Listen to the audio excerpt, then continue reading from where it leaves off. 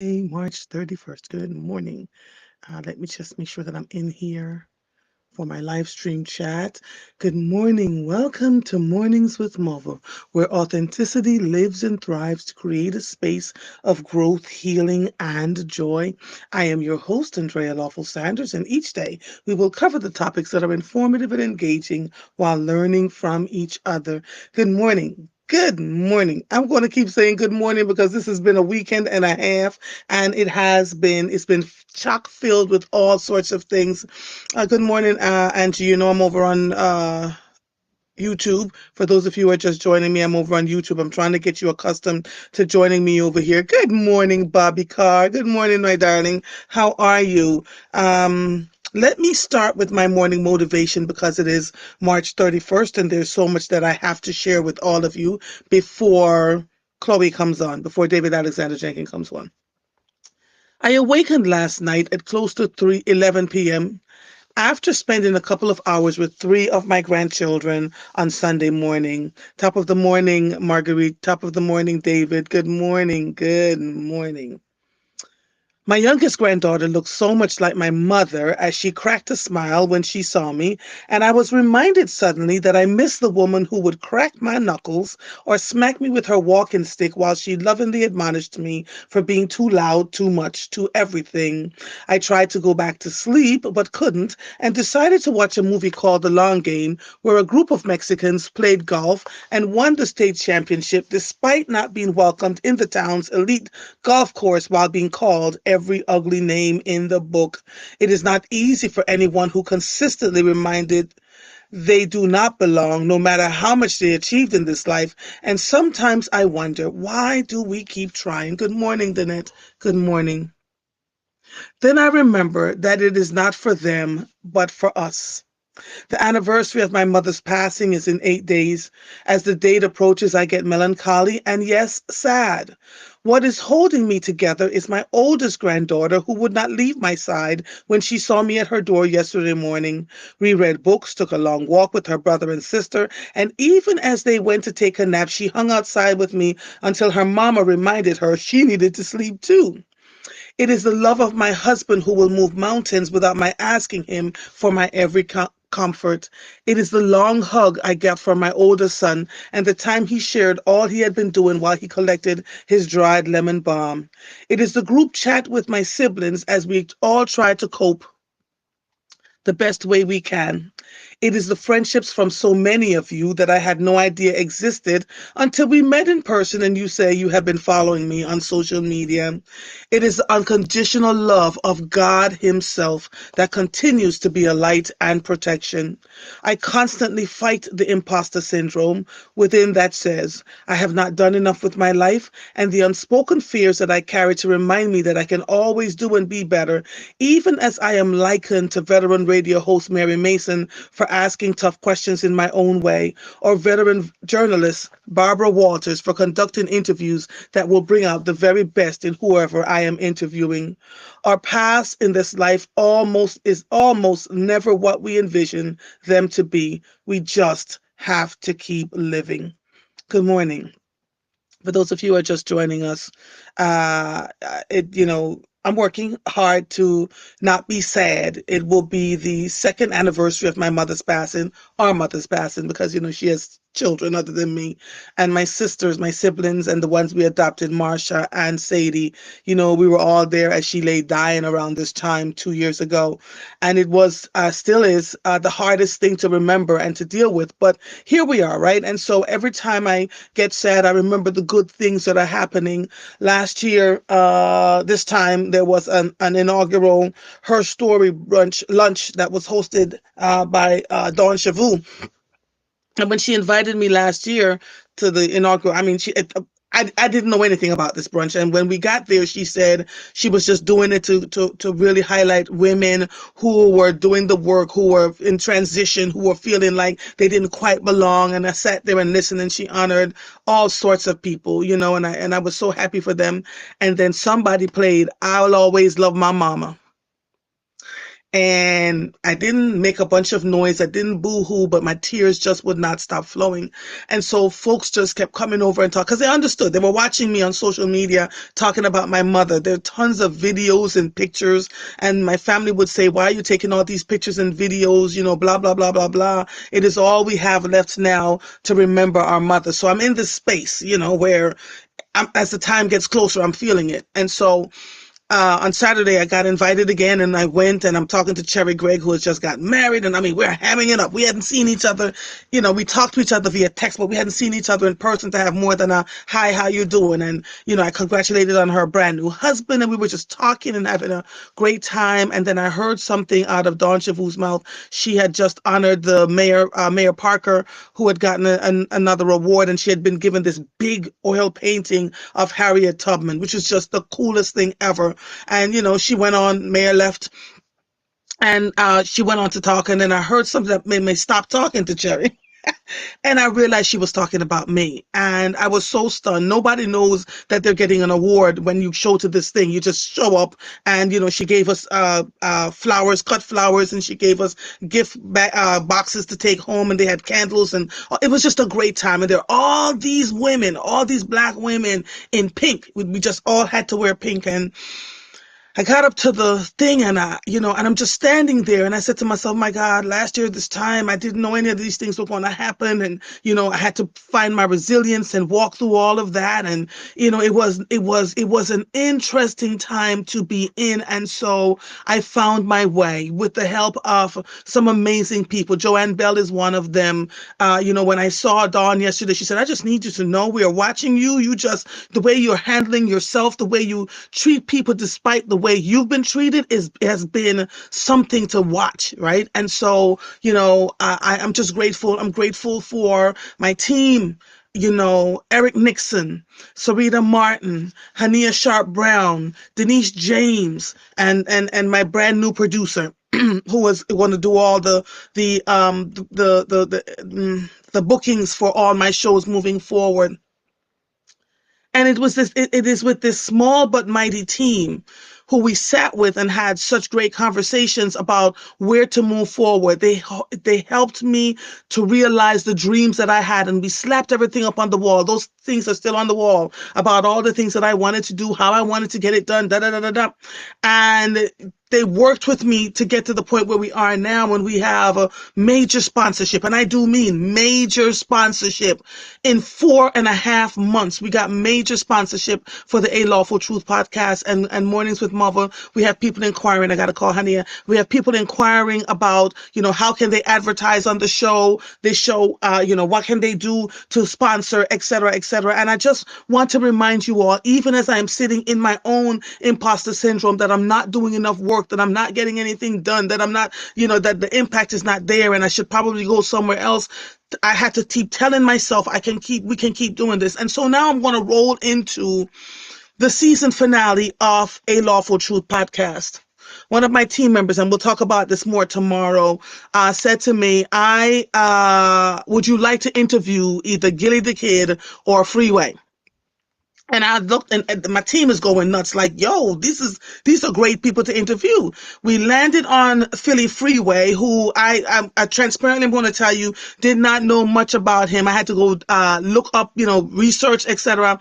I reached out to my 4 sons, and I texted them, and I said, which one of you know Gilly the Kid? And they geeked, not Gilly, I'm sorry. Which one of you know Philly Freeway? And they geeked out. My oldest son said, "Mommy, like, he's only like the most wonderful rapper of Philly, like well known in Philly, and he's recently talked about his kidney transplant in 2019. And my son was telling me all these things about Philly Freeway, and I'm going, wait, what? And so I said, I'm getting ready to interview him, and they lost their cookies. Like, whoa, you're interviewing the veteran rapper from Philly Freeway? I said, yes. My other son, because I have 2 sons that are biologically mine, 2 that are my bonus sons from my husband, and so one of my bonus. Son says, yeah, I work with rappers when I'm not doing my marketing. And so I know him well. I've been in rooms with him. I said, can you tell me some questions to ask him? He said, yes. He sent me the questions. I batted it up to my team. My team says, yes, these are good. Add this, and this, right? So I'm like, yeah, I'm prepared. I got this. I'm going to talk to Philly Freeway. This is going to be good. And we did I was on the internets just researching and asking questions and researching and asking for days. Philly Freeway gets into the interview with me. And while I was able to ask, who, Andrea? While I was able to ask some of the questions, what transpired in that interview was nothing short of, we gave you a snippet yesterday. It's all in your inbox if you've subscribed to Substack. There's a minute and 32 seconds of a snippet. What transpired in that interview was so transformative. It shook me to my core. I got up out of my seat after I finished interviewing him, wiped my eyes, went into the backyard and started digging in the soil to ground myself again. This man, who I did not know much about, gave me such an in-depth interview that I hadn't quite seen anywhere else. And I do mean anywhere else. He was so transformative, so open, so raw, and it was so incredibly good. I am grateful that it has become the season ender. I mean, the season finale. Wait until you hear it. My producer and my editor both said, after listening to the interview in full, that they now want to become Dr. Randall Pinkett. Dr. Randall Pinkett is not until tomorrow, the 31st. All right, hold on. What's your name? I'm looking at your face. David, do not come on today. I have Dr. Randall Pinkett in. I think we mixed up the days, but that's okay. You come on tomorrow, David, so we can talk. All right? Because this is, hold on. Let me Jesus. I don't have him as Dr. Randall Pinkett in here. I have him as Randall. He's a part of my husband's family. Let me see. Come on. I cannot wait for you all to really hear the full message from that interview with him. It's so good that you will see a press release about it. I mean, it was just that good. So if you're subscribed to Substack and you are and you got there were like 700-800 of you on Substack, go listen to this video. If you're on social media, if you're on my Facebook pages, go listen to this video. There's a clip of it right here in YouTube. Listen to it. I promise you that you will not regret it. It was such a good thing. I can't believe it. So I'm grateful. You all have been, and people are still subscribing, being paid subscribers to Substack. So we are grateful. My team and I are incredibly grateful for all the love that you have given us, for everything that we are doing. Let me see. Hold on. Hold on, y'all. I'm trying to bring Dr. Randall in. I see him. I just want to make sure I'm doing what I'm supposed to do to introduce him properly in these Wakandan streets.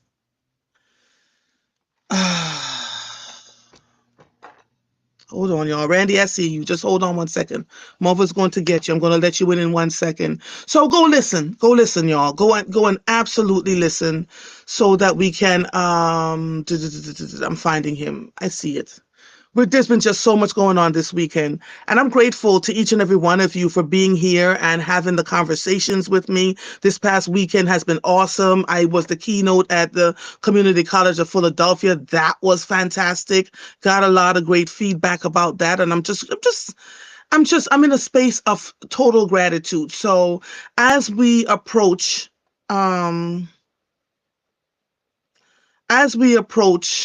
the passing of my mother's passing, 2 years, and as I feel the angst of it all. I just want you to know I appreciate each and every one of you. Let me let him in. Dr. Randall Pinkett, good morning. Good morning, good morning, good morning. I see you. Dr. Randall Pinkett has established himself as an entrepreneur, innovator, speaker, author, and media personality and DEI expert who's leading the way in business, technology, and equity for all. That is all I'm going to say because let me tell you something. He is no stranger to us. Good morning, cousin. Good morning, cousin. Hey, hey, hey. Happy Monday. Happy Monday to you. It's the last day of March, and I just want to thank you for your willingness to join me here on Mornings with Mother, A Lawful Truth, and to talk about, the DEI strategies, your newest book. What do you want us to know? And it's perfect timing, Randall, as you know, right? With all the things that are going on in this country, you have been a DEI expert for as long as I can remember. You have been in this work. You've come to our family gatherings. I've come to yours, and we sit and we don't really get into business, but every once in a while we have a little conversation around what's going on. And there's that office, Lord, that office behind you. Can I have it, please?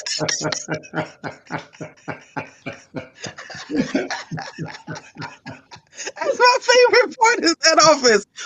Whoo! You have won numerous awards. You have traveled the world. You have done all the things. And yet we are at a place in our country now where we need you more than ever.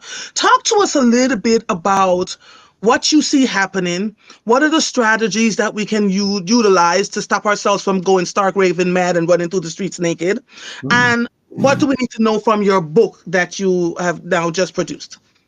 Well, first, let me say to you, congratulations on the new Thank show you. and the new Thank program. you. Thank Not only do we have the family connection and uh, the professional connection, but the entrepreneurial you. connection. Connection, yes. I'm not afraid to launch a new venture, and so Yes. I say congratulations on the new venture. Proud of what you're doing. Thank you. And as you say, my voice is needed now more than ever. I would say Yeah. this program is needed now Thank you. more than ever, given Thank the you. trying, turbulent times. That's the three T's. Trying, turbulent times I'll write that down, Randy. Trying. that we're living in. Ooh. So, You so tried to warn us, though. I did twice. Twice. Yes. I warned Hmm. us. I tried to warn us in the first administration, and then, or should I say, campaign, which turned into an administration, and now Hmm. Hmm. we're back at it again. Yes. Nevertheless, as you know and I know, among the agenda items for this administration is an attack on diversity, equity, and inclusion. Hmm. And let me just give honor and voice to where you started, which is that's just one of many Yeah. issues that this administration has given rise to.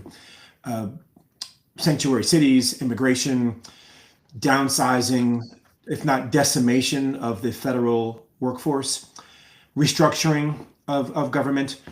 I won't even get into text messages about war plans inadvertently sent to journalists. That's Hmm. another scandal that's being dealt with right now. Hmm.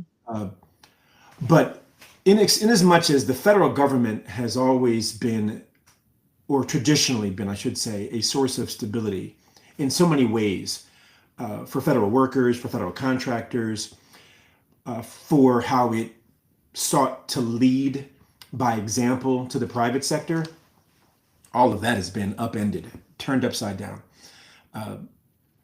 Every day I wake up, I'm seeing something new. And let me give your audience a little bit of context as well. I run a firm, BCT Partners. We're celebrating 25 years. We've been in business Hmm. this year. We believe that 25 years.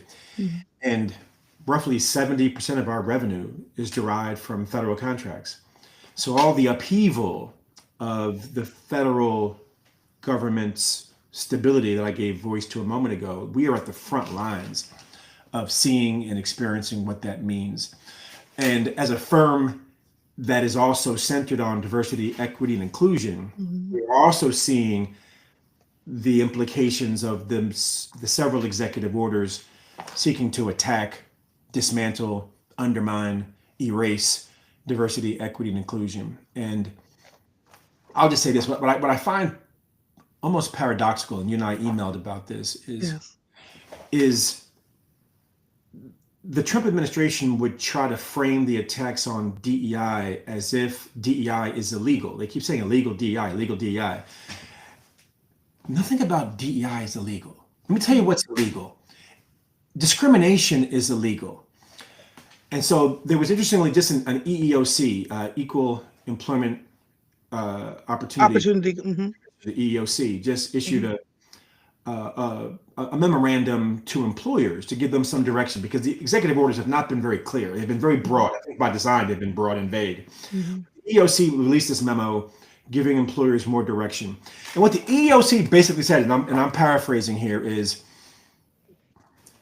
discrimination is illegal. It's always been illegal. And all this talk about Mm. illegal DEI is only illegal if it's discrimination. That's what it's Right. basically saying. The only thing Mm. illegal about DEI is it's illegal if it is discrimination. And now here's the paradox. DEI is in place to dismantle discrimination, to eliminate discrimination, to attack, to fight, to make a more level playing field in light of discrimination. Hmm. So all of these talking points, all these executive orders, when you get down to the root of it, notwithstanding the ripple effect of the fear it's created for anybody who does DEI, wants to do DEI, is an advocate for DEI. When you get down to brass tacks, there is nothing illegal about DEI. Discrimination is illegal, and DEI is here to attack discrimination, which is why I wrote Data-Driven DEI, which is my Hmm. fifth book, Hmm. because I wanted to give people the tools for how to drive measurable improvements in diversity, equity, and inclusion. How does data inform? How does data drive? How does data measure the impact of this work to address discrimination? We're in a time though where it looks like there's no getting around it. How did you figure out how to get around it, or have you not yet? I haven't figured out how to get around it. Yeah. This thing is playing itself out in the courts. There Yes. are several lawsuits. The one that, or the two, one from an association of national diversity officers, higher education, and then one led by the National Urban League and the National Fair Housing Association and the AIDS Foundation of Chicago. Hmm. Those two lawsuits are attacking the executive order from different angles. Hmm. Some are, one is attacking it, claiming that it's not constitutional, Right. a violation of First Amendment and the ability for everyone to, to harbor their own beliefs.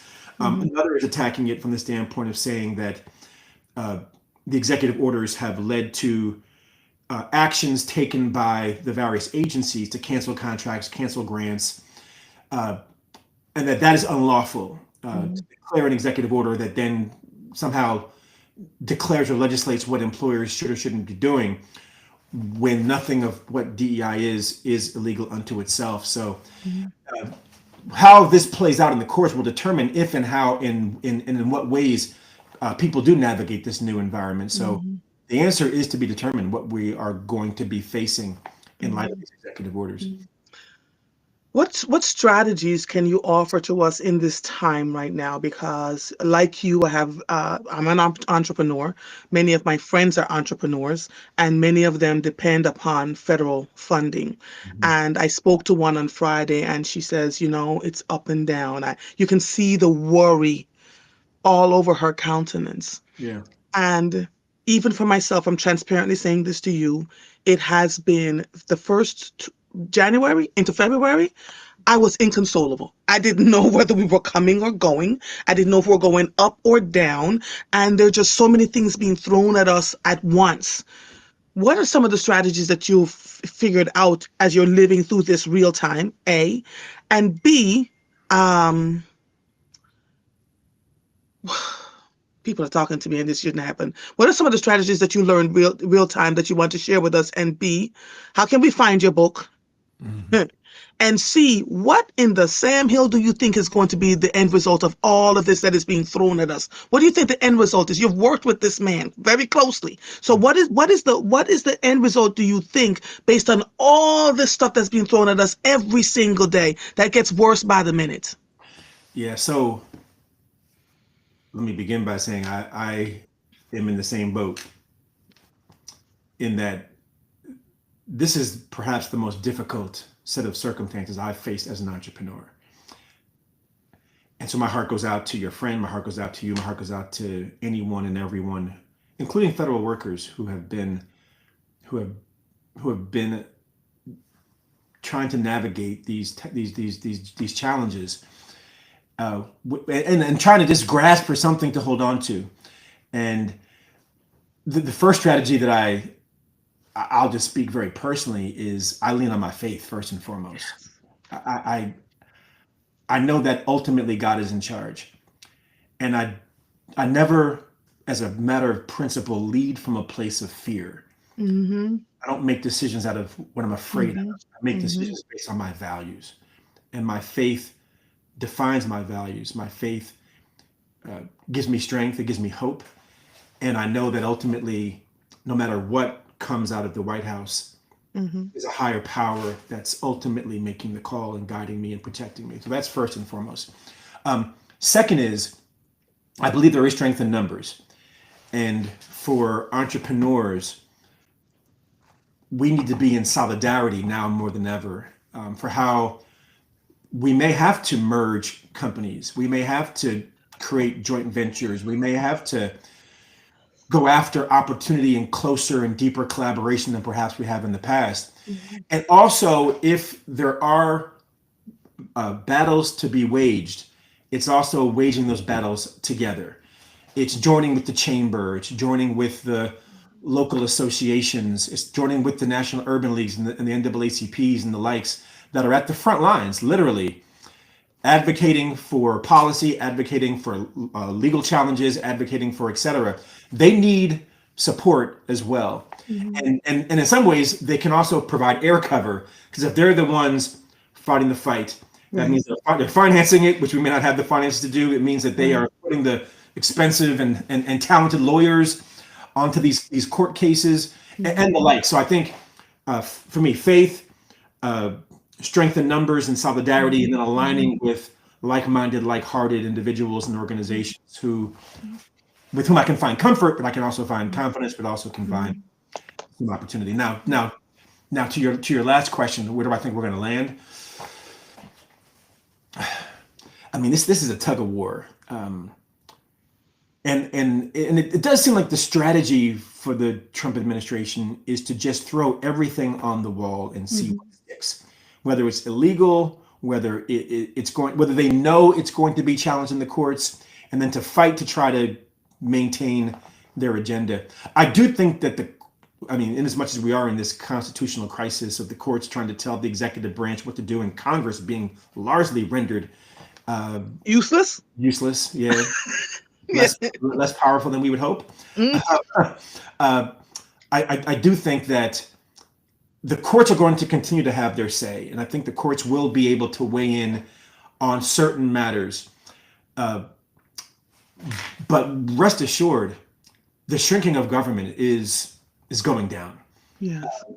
If you think of the federal government also as a marketplace for entrepreneurs, it is shrinking and will continue to shrink. Mm-hmm. Um, and the consolidation of government agencies is going to have implications for states and Mm-hmm. their funding as well. So it's not just the federal government that will be affected; state governments will also be affected. And so uh, there's going to be a shakeout. Mm-hmm. Some firms aren't going to make it, sadly. Um, I mean, some government employees have not been able to make it, Yes. and it's going to. But I do believe that in these greatest times of challenge are also the greatest times of opportunity. Yeah. Some of the most successful companies on the planet were founded in recessions. Yes. Microsoft founded in a recession, as an example. So I would say don't just sit on your hands. Tap into that entrepreneurial spirit and ask the question: well, if this is the new normal, and necessity is the mother of invention, what do people need that I can Right. that I can provide? Yes. Agreed. I agree. I absolutely agree. I've been following this, and my audience will tell you that I have been delving deeply into this since 2019. I began having conversations about the Project 2025 manifesto that was out, and people really started talking about it in 2024 in the middle of the election. In 2019, warned folks to get themselves together. I had no idea it would become as intrinsically devastating as it has been so far to those of us who have been in it. And so, my role is to help give people hope despite what it looks like. So we talk about the things that are the facts as we see them right now, but then we work together to figure out if should the worst happen. The worst is war being inflicted upon other countries by us and civil war within. Let me give you an example. Yesterday, I stopped to get my lovely husband prime rib, and as I'm sitting out there waiting for said prime rib, a group of folks walked up, saw me sitting in my car, and began having a conversation about making sure you have your papers because these monkeys are here and they need to go back to where they came from. And I'm sitting in my car, and I looked up and I said, "The blood of Jesus, I'm not even responding to this." Folks Mm. are becoming bolder by the millisecond, Randy. And so while we are dealing entrepreneurially and trying to figure out how we continue to make money to save, to take care of our families, we also have to be very aware of the darkness of some folks that have descended upon us and what we need to do. I don't know what the answers are yet in this moment, but what I do know is that as a people, and I'm talking about people of color, particularly Black people, this is not new for us. Yes, we've made the money. Yes, we've been able to, buy the fancy car and the houses, but we also know how to go back to basics and how to hold our families together. It's hard as an entrepreneur to Mhm. get to a certain point in life. Like you have said time and time again, you go through a business, you can fail 5, 6, 7 times before something sticks, right? Mhm. And finally something sticks and you're feeling good and all is well and right. And you find yourself having to pivot again. Yeah.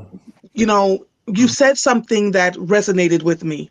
Pulling together as entrepreneurs, merging businesses. So it's not just one over here, one over there. Trying to find the umbrella of the chambers to help us do what we're supposed to do and to support one another. What do we say to someone who may not necessarily have operated in faith and are frightened until they can't move, can't do anything? Yeah. Well, if there's anything we know about the entrepreneurial journey is that it taps deep into your being. Yes. I find entrepreneurship and building a business as second only to raising a child. It requires the same sweat equity, the same highs and lows, the same unexpected twists and turns. You pour your heart, your soul into it. You watch it as a child and you watch it grow, and sometimes you watch it falter and stumble and try to get back on track. So it's a very personal Yes. journey. And I want to again echo and honor what you said. It's painful, it's hurtful when you put so much blood, sweat, and tears into your business.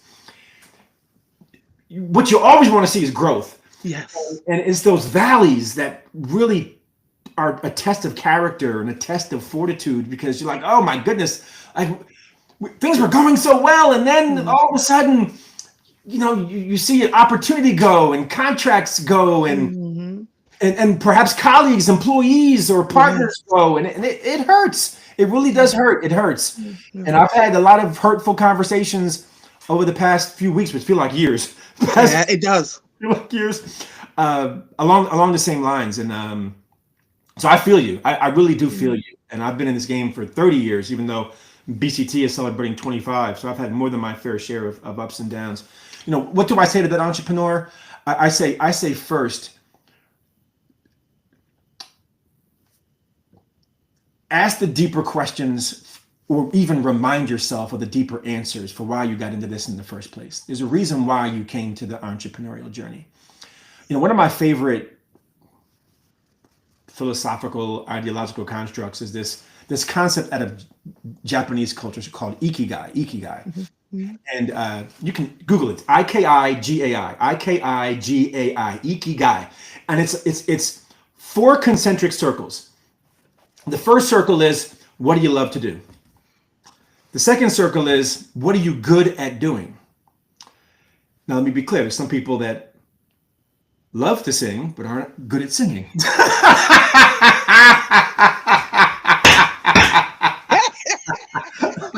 This is real. This is real. Mhm. And then the third circle is, what does the world need? Mhm. And then the parents out there will love the fourth circle. The fourth circle is, what can you get paid for?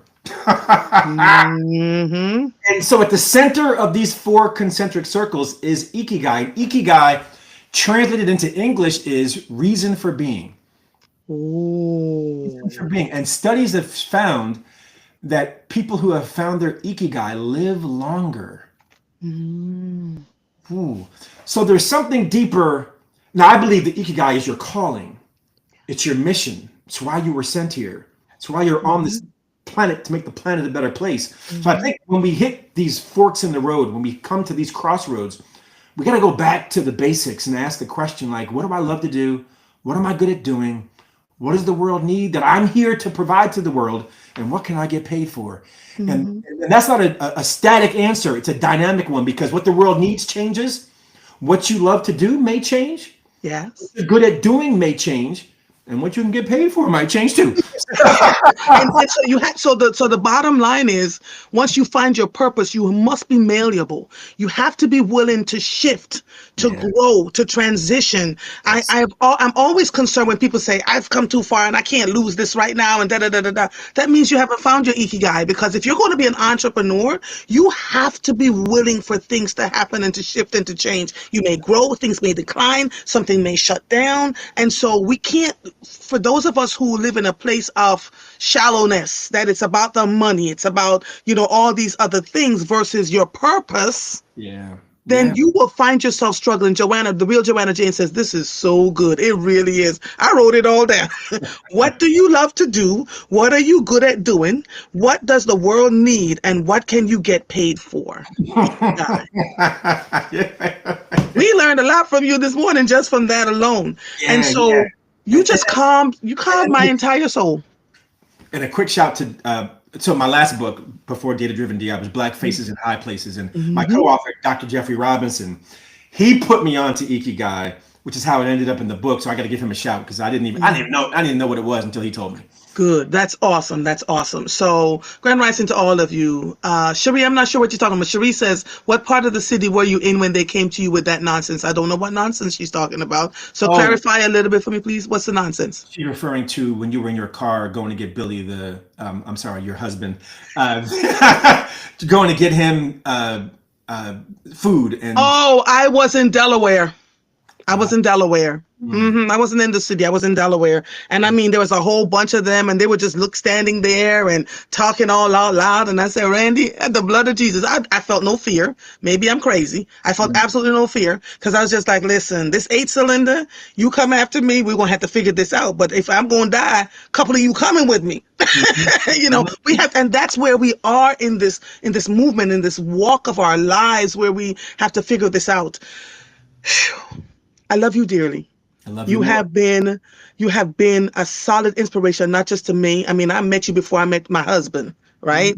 Mhm. You've been a solid inspiration to so many of us in the family and outside of the family, and we've learned so much from you. And I love that you're so transparent in the middle of all of this upheaval. Talk to me now about this book. What do we need to know about it?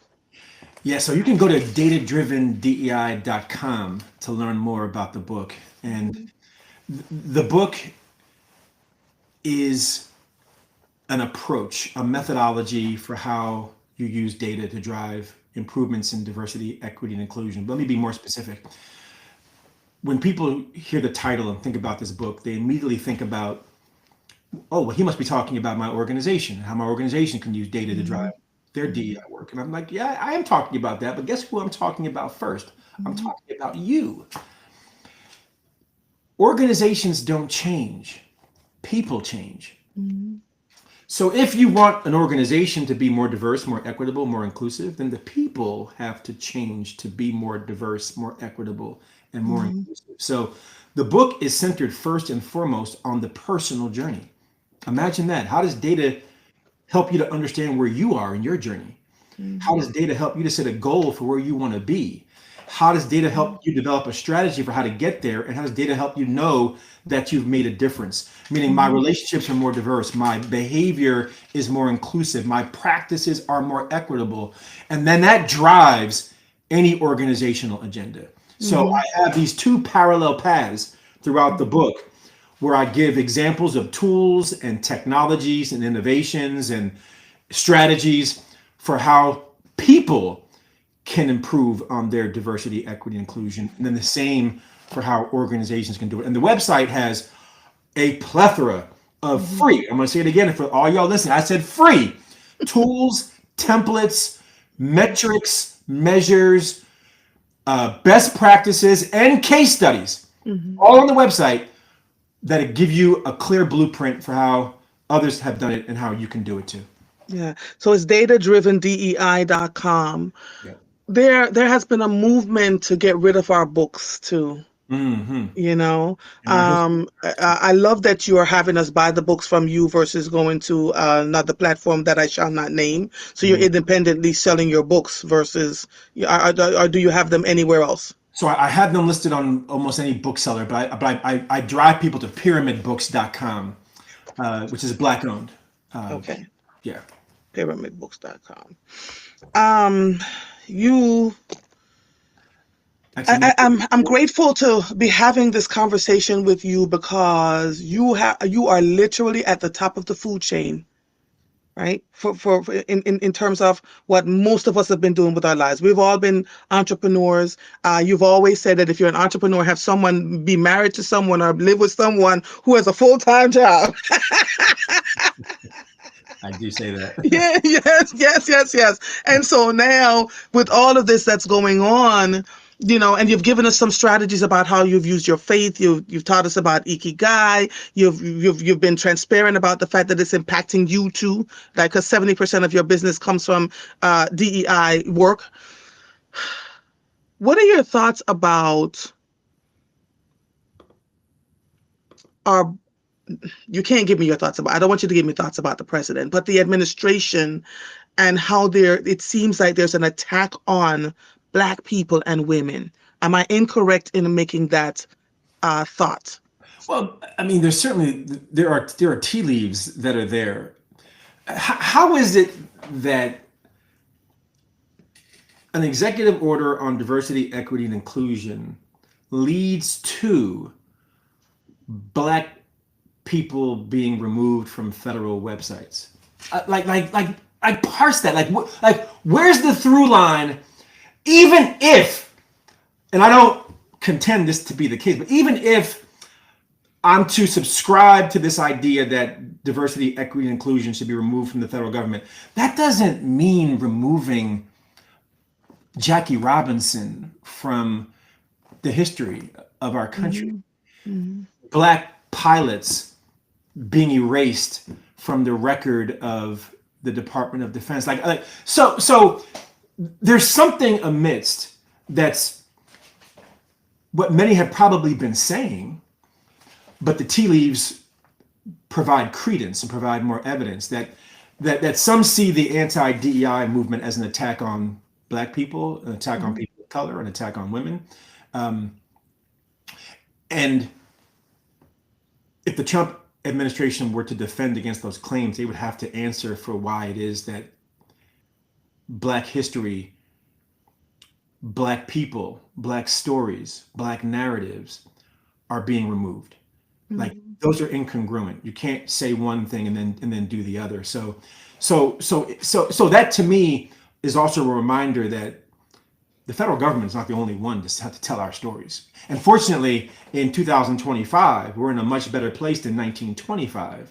Where we have platforms like yours, where we have authors like yours truly, where we have organizations and our own ability through social media and the like, that even if the government were to attempt to do that, and then the pendulum will swing in the next election, because right now we live in a world where it's the executive branch by executive order. That's where we are now. Executive branch by executive order.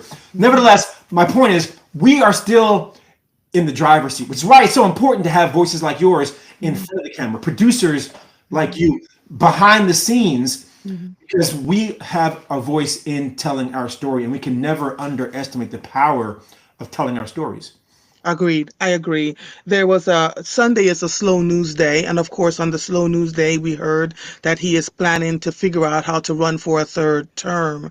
Right. Our elections, as you see them right now, shifting permanently. Would you take it off the table that you would ever run for office? Because we've been looking at you. We thought you were going to run for lieutenant governor at one time in New Jersey. We thought you were going to, and you didn't. Is it off the table completely that you will ever run for office? Because we need good people in the legislature who are willing to stand up and say what needs to be said and done. Yeah, well, for anyone out there who thought two things, that elections don't matter and one person can't make a difference, look at where we are Oh, now. Elections do matter. They have yeah. consequences, and one Hmm. person can make a doggone difference. Hmm. Uh, and before I answer your question about me, let me just take it up a level, which is where you started, which is I've been around long enough. Now I'm at that age where I say these things. I've been around long Hmm. enough to remember when Hmm. holding elected office was considered noble. It Yes. was considered noble. And people would talk about disgracing the office and being a public servant as being an honor. And in that day and time, to your point, it would draw good people into the political realm. Right. And now it's lost some of that nobility, if not much of that nobility. Yeah, the dysfunction and the discord that we see in our democracy is distancing people, good people, from wanting to serve. Even when I've given a hint to other people that I might one day run for office, I've had people say, "Why would you do that? Like, why Wow. would you become a politician?" And I'm like, "I'm not looking to become a politician. I would look to become a public servant, Yes. a public servant." And so, to answer the question, I still can't rule it out. Anything is possible. I've still got enough. Although I've been around a while, I got enough runway ahead of me that I've got at Yes. least two more careers that Yes. may lie ahead. I'm still Yes. deeply invested in the success of BCT Partners, Yes. particularly in navigating this current environment. But Mm. certainly, do not be surprised if one day Yes. I decide to step into that realm. And certainly, other Okay. entrepreneurs and business people have done that. Some for good and some for not Some so not for so good. Right. good. Yeah. Uh, how do we keep our families safe when we're in the public eye? Um, I remember saying to your cousin, my husband, that, I'm doing work that can draw some attention. And so there's some things we put into place at our home, in our cars, etc., to make sure that we're okay. What advice do you have for people who are in the public eye? Because I've heard Mayor Keisha Lance Bottoms, she stopped running for office and went somewhere else because her family was being threatened. Her daughter's life was being threatened. How do you keep the folks at bay that want to cause harm? How does one protect their families when they're deciding that they want to run for public office? Yeah, an increasingly important question for us to answer because the the climate of division can often have negative consequences Yes. and negative Hmm. outcomes. Paul Pelosi being attacked in his home, Gabby Giffords being shot at a political rally, a Republican or congressional softball game where somebody opened fire. I mean, these are Hmm. unacceptable, but becoming less and less uncommon at the Yes. same time. It is a risk to step into public life, Hmm. not just for the elected official, but even for judges nowadays, Yes. but for their families. Hmm. Um, you know, quick aside, you may recall that one of our former employees, was the Philadelphia Eagles fan. we can get into that, right? Yeah, let's get into it. Yeah, one of our former employees was the Eagles fan who was caught on video making misogynistic, sexist remarks toward a fan of the opposing team. And the vitriol that came to us, put him aside, it came to us. And employees of my company, people called and threatened employees of my company for the behaviors of somebody else. Yeah. That's unacceptable. So I'm painting the picture of a culture within which we find ourselves Mm-hmm. that's more violent, that's more dangerous, Mm-hmm. that is more unpredictable than what we've seen in the past. And to answer the question now, what does one do? Yes. I think you got to protect your identity, your confidence. I mean, meaning your address, your location, your personal information to the greatest extent possible. You got to protect your confidentiality. Although there's obviously limits to that when you're a public. Yes. Yes. I think you got to take very prudent steps to protect your home. You have to security, surveillance, home security systems. Yep. You got to have an emergency plan Yes. in case something happens. Mm-hmm. And I think you have to include your family as an In that. integral part of your decisions. Mm-hmm. Mm-hmm. You can't make these decisions unilaterally and Mm-hmm. expect family members to fall in line. They have to Mm-hmm. be a part of the decision-making process, which means timing is everything. If you've got school-age kids, that's very different than if you have adult kids. Yep. If you've got grown children versus, little ones, it's just a different world we live in. So you got to take all these things into consideration, Mm-hmm. and whatever is available to you, security detail, protective detail, police detail, you got to avail yourself. If not, put it in the budget, and Mm-hmm. you're in Mm-hmm. office to make certain that you are able to protect your Mm-hmm. well-being and your family's Yeah. well-being. Yeah, I'm grateful to hear you say all of that because I have a protective detail that follows me just as regular folks. Nobody knows, the other thing that I tell my family is if somebody approaches you and starts asking you questions, Andrea, blah blah blah blah blah, you answer nothing. I am very protective of Mister. I call them son number one, son number two, son number three, son number four. The children are called copy, paste, and repeat. Like so, I say to them, if someone walks up to you and calls you copy, or someone walks up to you and call you Mr. Professor, then you know it's someone that doesn't know you but has seen something about you in social media. If I mention it, so I'm very, very mindful about how I navigate all of this stuff. I ripped the doorbell off our door. You don't belong here. Don't ring this bell. You are not. If I didn't invite you and you don't have my phone number, don't, like all those things. Yeah. And it seems harsh. I remember saying it at a family meeting, but no one in the family knew what I was doing. Y'all didn't really know much about me. Only you did. So no one in the family really knew what I was doing when I said this, and this is in around the perimeter of our houses. And they're like, this is overkill. It's not. We're in a time now where folks have lost their diggity dang minds and have gotten real comfortable with saying and doing things. And oftentimes for people like you and I, they don't come for us necessarily, but they come for us through somebody that we love. Does that make sense? No, it does make sense. So, That does so make sense. everybody has to be prepared and aware. So for those of you who are entrepreneurs who are in public service, in the public eye, even if you think you're just regular schmegular, just understand that our social media platforms are being combed through. You leave the country and come back. You say anything derogatory or what they consider to be derogatory, you're being thrown back out the country. Even if you are naturalized, born and raised United States citizens, we're in a time right now that is very different. And everyone has to be careful, right? But I've always said, Randy, if we're going to do this thing and we want to do it with fidelity, we have to be prepared to die for this thing. And not a lot of people are there. Not a lot of people are just not willing to be there. So if that's not your thing, then get off. Go sit somewhere. Don't write the books. Don't have the conversations. But if you are someone who is in this, if you're true to this, and you believe with everything that what you are doing is going to help others around you, then go for it. Just go Yeah. for it. No, I'm so grateful for you. Go ahead. no. I want to just punctuate that point because it ties into one of your earlier questions about how do you navigate, how do you find resolve in these times. I also draw strength from our ancestors, from our predecessors. I say to myself all the time, you think you've got it hard, Dr. Randall Pinkett? You think you got it hard? Do you know what those folks who came before you went Yep. through?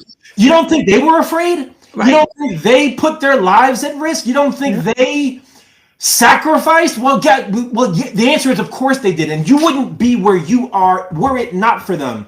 We make these statements about we stand on the shoulders of giants, but we also have to be giants so others can stand on our shoulders. Shoulders. Absolutely. So, so I do believe that we have to remind ourselves that if someone sacrificed for us, then we must sacrifice for somebody else. That's the only way Yeah. progress is made.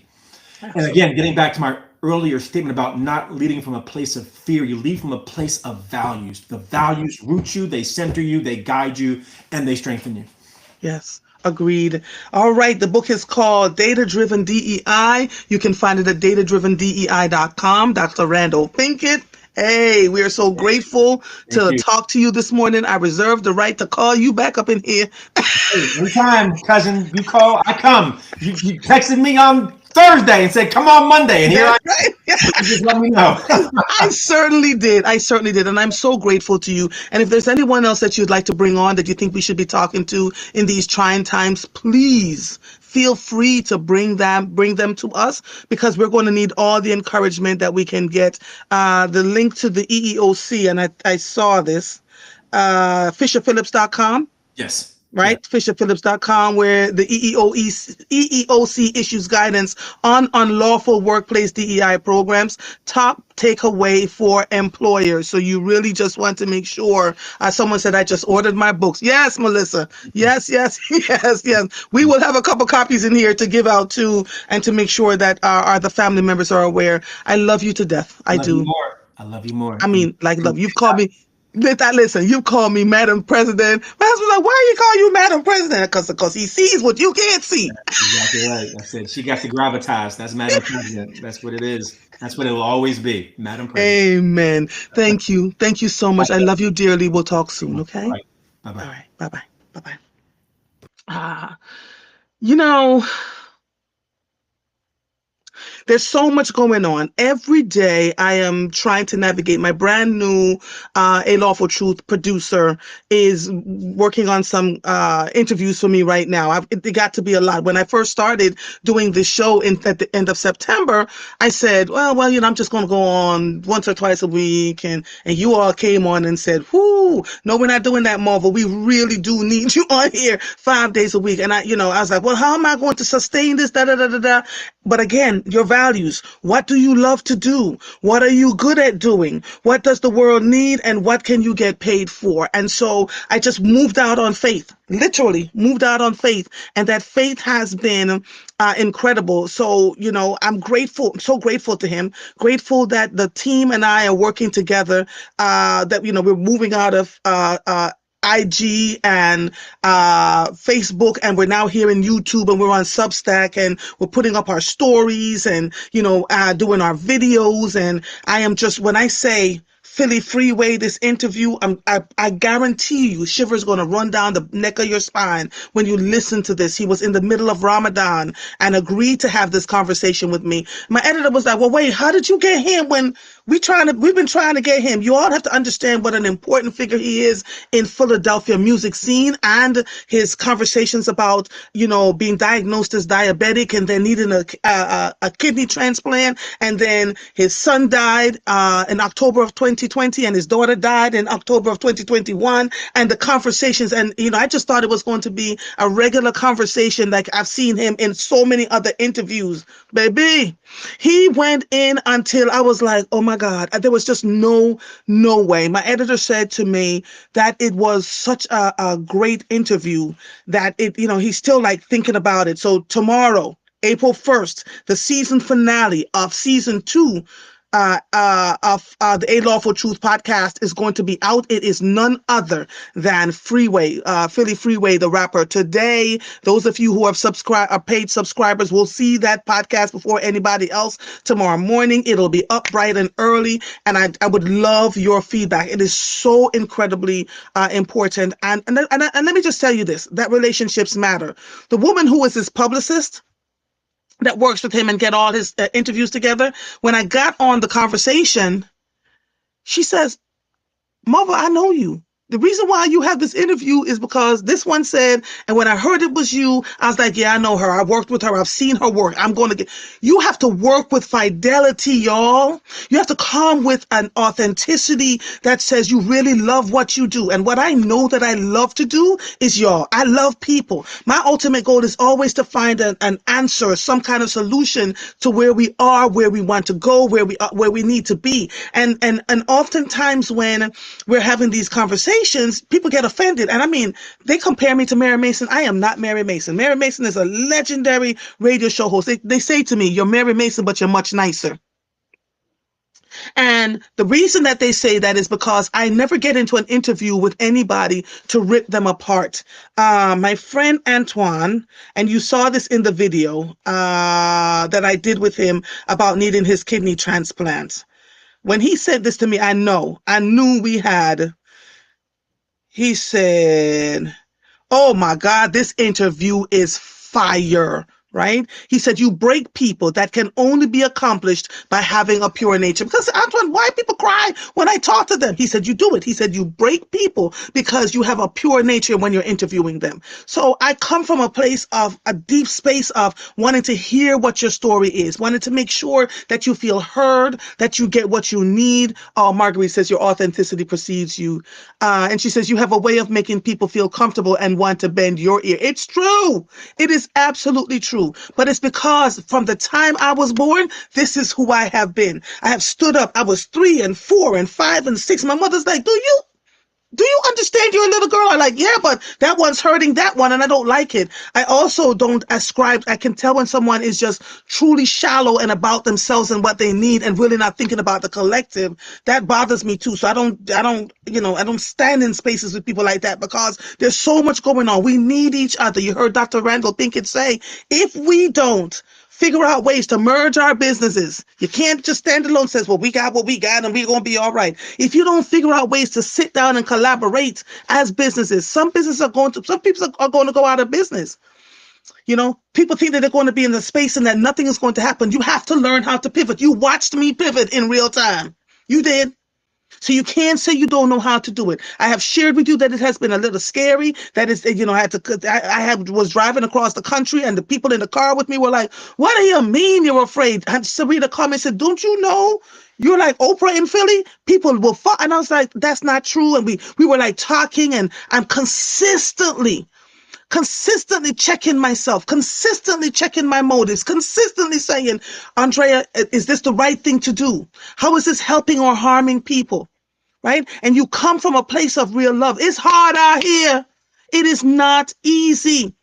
And so, you all like to see the bright lights and the flashing things and, oh, everything is just so wonderful. And I drive a BMW and I live in a $500,000 house and blah, blah, blah, blah, blah, blah, blah, blah, blah.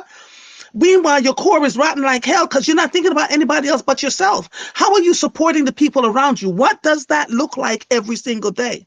So, what do you love to do? What are you good at doing? What does the world need and what can you get paid for? Ikigai, reason for being. It is your purpose. It's a Japanese term, Ikigai, that I just heard from Dr. Randall Pinkett, and he gave credit to the co-author of his other book, Black Faces in High Places. So figure out your way, y'all. I've asked you this 1,000 times. What is it that you're doing? Learn how to speak. There was a sister at the Her Story luncheon that I just didn't, on the radio station, I was reporting some news. She didn't really like it. She got offended and she stopped talking to me. And so I went over and had a great conversation with her on Saturday and said, look, we're Black women. We are here together. Let's figure out how to make this. And we literally fixed in that moment, whatever that thing was that was hanging between us. Do you understand what I'm saying? So we can't just sit and go, well, I don't care what she thinks. And we've gotten so cold-hearted and self-centered about what we want, what we think we should have, what we think only belongs to us. And then when we figure it out and we hit the rubber meets the road and we hit a snag or something devastating happens, we're like, well, how come nobody is calling me? That's a telltale sign, y'all. It's a telltale sign for you to look inward. What is it that makes the people call other folks, but they're not calling you? How have you been treating people? What does that look like? And if you are someone who is not willing to acknowledge the harms that you may have caused, the mistakes that you have made, then they'll say hi and keep on moving. But when you show yourself to be authentic and the rubber meets the road, they will show up in droves until your mind is blown. Who are you? What do you love to do? What are you good at doing? What does the world need, and what can I get paid for? Your allies, you allies people the comfort to open up, and you allow people the comfort to open up, and they have not felt that before. It's your natural aura. That's it. And when people call me to share things with me, it stays here. Y'all talk too much. I've said it over and over. When I die, I laugh. I said, when I die, all the things people are sharing just going to go. Because I am holding on to people's things that they've said to me. Learn how to kibba your mouth. Kibba your mouth. Not everything is for everybody. And so when people feel that they can trust you that way, and Honey had told me that, she said, the young people in the city love you because you are a vault for them. You listen, you hear, you say nothing. You let their things be their things, and you don't go out and say, oh my God, guess who called me today? We don't do that, y'all. Grow the hell up. It is time for a whole group of us to grow the hell up. And if you're in a business like a tax lawyer or a banker, and you know certain things about your clients, you do not open your mouth. You can go to jail for that foolishness. Stop talking about people. And if that's not your role, then go do something else. Go do something else and be willing to pivot. You heard Dr. Randall say this. Be willing to pivot. What you thought was going to be your business for the next 20, 30 years is probably going to be something 2 or 3 times different 10 years down the road. Be willing to pivot. You've watched this happen in real time. This episode of Mornings with Mother is officially over. I am Andrea Lawful Sanders. I'll see you when I see you. Bye, everybody. Bye-bye. See you tomorrow. Broadcast. You're gonna look for the episode with Freeway. Oh my God. Oh my God. I'll see you soon, darlings. Bye-bye. Bye-bye. Bye-bye, sweetie pies.